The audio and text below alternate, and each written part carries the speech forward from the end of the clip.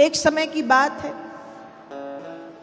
समुद्र के किनारे प्रभास क्षेत्र में खूब से ऋषि मुनि आकर के रह रहे थे। उस समय भगवान के जो बेटे हैं, भगवान कृष्ण और जाम्बती के पुत्र का नाम है सांब।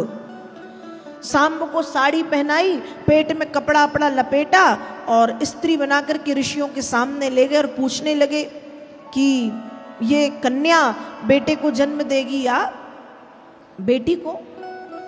ऋषियों को क्रोध आया और कह दिया ये ऐसे मूसल को जन्म देगी जिससे तुम्हारे सारे वंश का विनाश होगा। और जैसे ही कपड़ा अलग किया तो सचमुच कपड़े के अंदर से मूसल निकला। वसुदेव जी इत्यादि ने उसका चूर्ण बनवा करके समुद्र में फेंकवा दिया। उसी मूसल से एक लोहा निकला, उस लोहे को एक मछली ने निगल लिया और जो चूर्ण बनवा के फेंकवाया था वो समुद्र के किनारे आकर के लगा, जिससे ऐरक नाम की बिना गांठ वाली धारदार घास वहां पर उग आई, उत्पन्न हुई।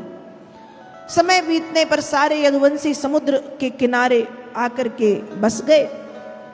वाद विवाद हुआ, इतना बढ़ गया, अस्त्र शस्त्र तो थे ही नहीं। उसी घास को उखाड़ के, कहते वो घास जो थी वो तलवार जैसे उसकी धार थी, तो उसी बिना गांठ वाली घास को उखाड़ के एक दूसरे को उससे प्रहार करके मार डाला।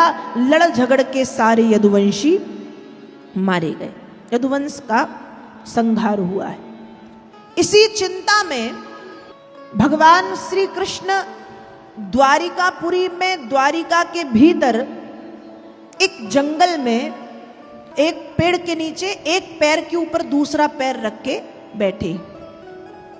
उसी समय एक शिकारी शिकार करने वहां पर आता है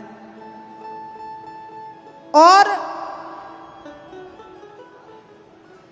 शिकारी आया, लोहा मछली निगल गई थी, उस लोहे को एक मछुआरे ने पकड़ा, मछली काटी, लोहा निकला, उस लोहे को उसने शिकारी को बेच दिया।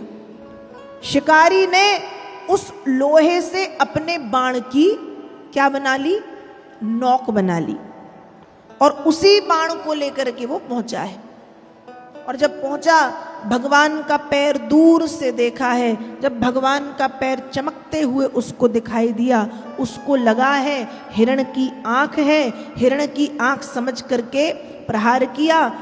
बाण भगवान के चरणों में आकर के लगा है और चरणों में लगा, भाग करके आया, उसको लगा हिरण मर गया, लेकिन जब देखा तो वहां कोई हिरण नहीं, भगवान थे, पैर से खून बह रहा था, वहां पर बैठ गया हाथ जोड़ के, अजानता कृतमिदं पापेन मधुसूदन, हे भगवान अज्ञानता में मुझसे ये अपराध हुआ है, मुझे क्षमा कर दे नाथ, मुझे क्षमा कर दे।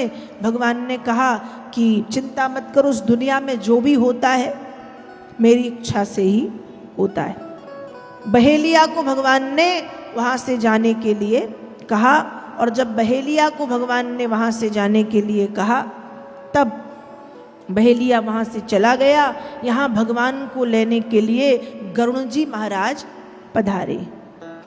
भगवान पृथ्वी को छोड़ करके जाने वाले हैं, तो आकाश में तो सब खड़े हैं, शंकर जी खड़े हैं, डमरू बजा रहे हैं, ब्रह्मा जी खड़े हैं, वेद ध्वनि कर रहे हैं, सरस्वती बीणा बजा रही हैं, इंद्र आदि देवता स्तुति कर रहे हैं, गंधर्व इत्यादि नाच रहे हैं, मृदंग बज रहे हैं, पुष्प वर्षा हो रही है। क्यों?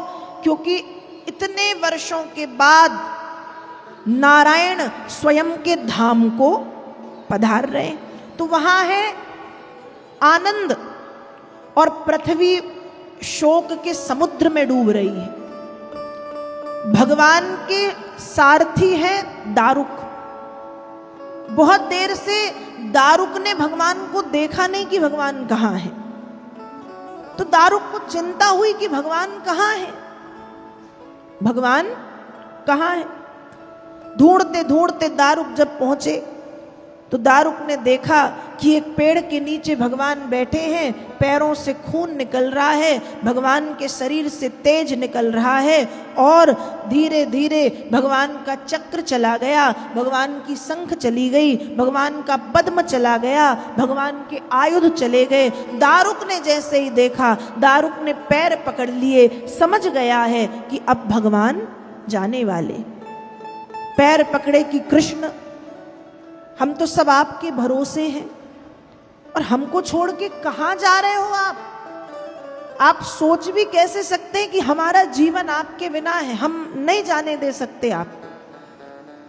भगवान ने कहा, दारुक, इस दुनिया में जो आता है उसको जाना पड़ता है, ये तय है, चाहे वो मनुष्य हो और चाहे मनुष्य के देह में ईश्वर।